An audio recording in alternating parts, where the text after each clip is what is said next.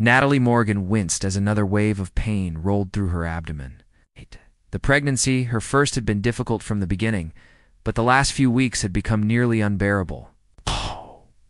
She reached for her phone, her fingers trembling. As she typed a message to her husband, "Daniel, the pain is worse. I think I should call Dr. Bennett." The three dots appeared, then disappeared, and reappeared before his reply finally came through. Probably just normal pregnancy stuff. "Meeting running late, take a Tylenol?" Natalie stared at the screen, tears welling in her eyes. She placed a protective hand over her 7-month baby bump.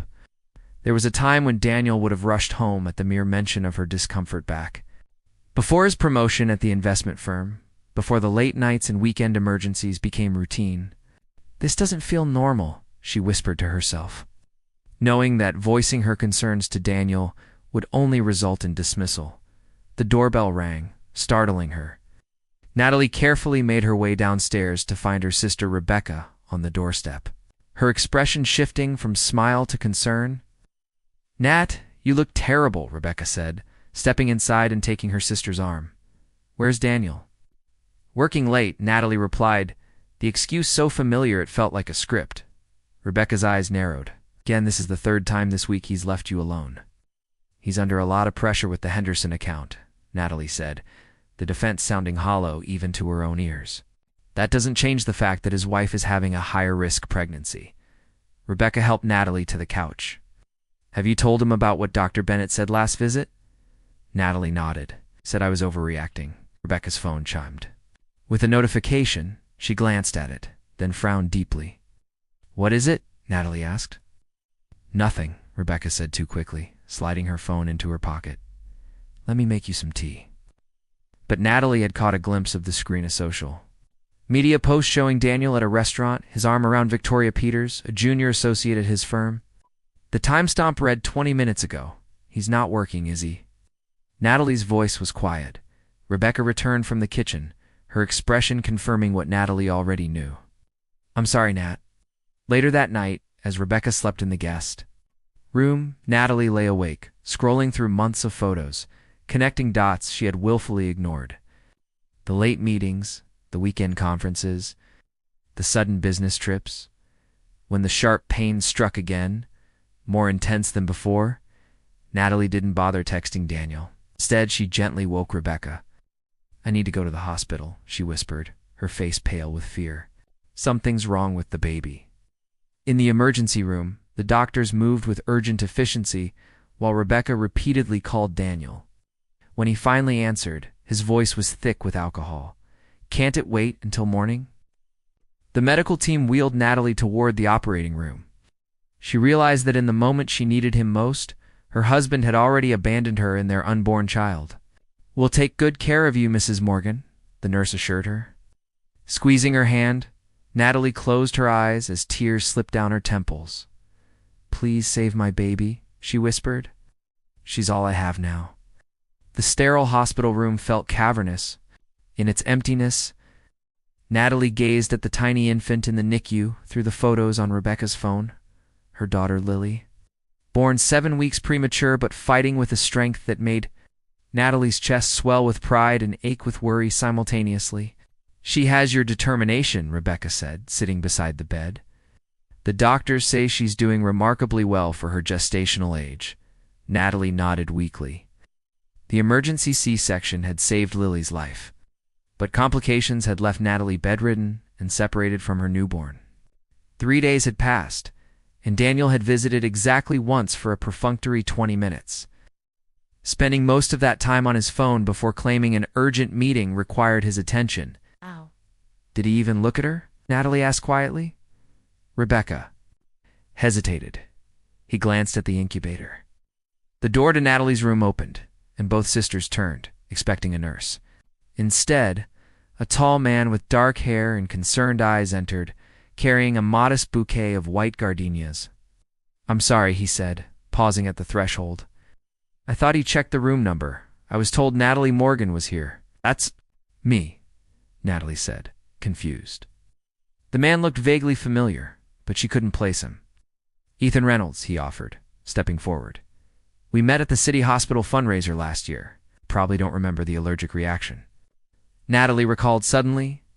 You couldn't breathe? I found your EpiPen in your jacket. A small smile touched his lips. You remembered? Yes. You quite literally saved my life that day. He placed the flowers on the side table. I heard about your situation from Jennifer at the foundation. I hope it's not intrusive, but I wanted to check on you. Rebecca stood. I'll give you a moment. I need to call the NICU anyway. She squeezed Natalie's hand before leaving. Ethan remained standing, his expression somber. Jennifer mentioned your husband is very busy, Natalie interjected automatically. Ethan's gaze was steady, non-judgmental. She mentioned your daughter is in the NICU. Congratulations on becoming a mother. Thank you, Natalie whispered, tears welling unexpectedly. I haven't been able to hold her yet. That must be incredibly difficult. There was genuine empathy in his voice, not pity, but understanding. Why are you here, Mr. Reynolds? Natalie asked. We barely know each other. Ethan took a seat in the chair Rebecca had vacated. When someone shows extraordinary kindness, as you did for me, it creates a connection. I've been following your work with the Children's Literacy Foundation. You've helped many people, Natalie. Perhaps it's time someone helped you. Natalie's phone buzzed with a text from Daniel. Working late again. Don't wait up. Ethan noticed her expression change. Is everything all right? My husband, she said, setting the phone down. He's working. Something in Ethan's eyes suggested he understood. More than she was saying, he glanced at his watch. I have a meeting with the hospital administrator in an hour about a new pediatric wing. In the meantime, would you like me to arrange for you to see your daughter? It's not just photos, but a real-time video feed. They can do that, Natalie asked. Hope flickering. The right technology and permissions. Yes, he stood. Let me make a few calls. As he reached the door, Natalie called after him. Why would you do this for me? Ethan turned, his expression earnest, because no one should face their hardest moments alone. He paused, then added with quiet intensity, You're not alone anymore, Natalie. Natalie. Whatever you need for yourself or your daughter, you have my word that I'll be there. You're mine to protect now if you'll allow it. The simple promise spoken without expectation or demand brought the first genuine sense of security Natalie had felt in months. As Ethan left to arrange the video feed, she touched the gardenias beside her bed, their sweet fragrance, a stark contrast to the clinical hospital scents. Within the hour, a tablet was mounted beside her bed, streaming real-time footage of tiny Lily. And Natalie found herself whispering the first words to her daughter, while a near stranger, who showed more concern than her husband ever had stood, guard outside her door. The autumn sunlight filtered through the nursery curtains as Natalie gently rocked Lily. 2 months had passed since her daughter's premature birth, and each day brought new marvels, the first real smile. The strengthening grip of tiny fingers, the quiet coos that filled Natalie's heart. She's gaining weight beautifully, Dr. Bennett said, completing the checkup in Natalie's home arrangement. Ethan had organized to minimize Lily's exposure to hospital pathogens. You're doing an excellent job, Natalie. Thank you, Natalie replied, her confidence growing with each passing day. The early weeks had been a blur of fear and exhaustion, but now a routine was emerging from the chaos. After the doctor left, Natalie settled in the living room where Rebecca was arranging delivery of groceries and baby supplies. Ethan called. This morning, Rebecca mentioned casually, he's checking if you need anything before his trip to Boston. Natalie nodded, feeling the now familiar warmth that accompanied thoughts of Ethan. His support had been constant yet respectful, never intrusive, always exactly what she needed. Through daily video calls, occasional visits, and practical assistance, he had become a steady presence in her life while maintaining appropriate boundaries. He's only going for 3 days, Natalie said. We'll be fine. Rebecca gave her sister a knowing look. It's okay to admit you've come to depend on him. He's been kind, that's all. Natalie deflected, though they both knew it was more. Ethan had arranged for the best medical care, hired a part-time nurse to help during Lily's first weeks home, and even secured a specialized lactation consultant when Natalie struggled with breastfeeding. The front door opened abruptly, and Daniel strode in, his presence immediately filling the space with tension. You're home early, Natalie said. Surprised to see her husband before midnight on a weekday, Daniel glanced at Lily without really seeing her. "We need to talk." He nodded curtly. "To Rebecca? Alone." Rebecca hesitated, but Natalie handed Lily to her. "It's okay. Would you mind giving her a bath?" Once they were alone, Daniel paced the living room. "Victoria ended things," he announced without preamble. Natalie absorbed this without surprise. "I see," she said. "I've been distant since the baby came." He laughed bitterly. "Can you believe that?" "Actually, yes," Natalie replied quietly. Daniel stopped pacing. "What's that supposed to mean?" "It means you've been distant since long before Lily was born. The difference is, Victoria noticed after a few weeks. I endured it for months while carrying your child." Daniel's expression hardened. "I've been working to support this family." "No," Natalie interrupted, her voice stronger than it had been in years. "You've been working to avoid this family. You missed the birth of your daughter because you were with Victoria. You've held Lily exactly twice in 8 weeks. That's not work, Daniel. It's abandonment." "That's not fair. Do you even know what medication Lily takes? Her feeding schedule? The name of her pediatrician?" Natalie waited as Daniel struggled to answer. "Of course not. Because you haven't been here." Daniel sat heavily on the couch. "I'm here now. Want to try again for us, for Lily." Natalie studied her husband, this man she had once adored, whose career ambitions she had supported, whose dreams she had nurtured. Now, seeing him clearly, perhaps for the first time, she recognized the self-absorption that had always been there, masked by charm and ambition. "Why now, Daniel? Because Victoria left? Or because your colleague mentioned the millionaire who's been helping your wife and child?" Daniel flushed. "People are talking about Ethan. Or about how you abandoned us. He has no right to interfere in our family," Daniel snapped. Natalie stood, a calm certainty settling over her. "There is no our family, Daniel. You made that choice every time you ignored my pain, every time you missed an appointment, every night you spent with Victoria while I lay in the hospital."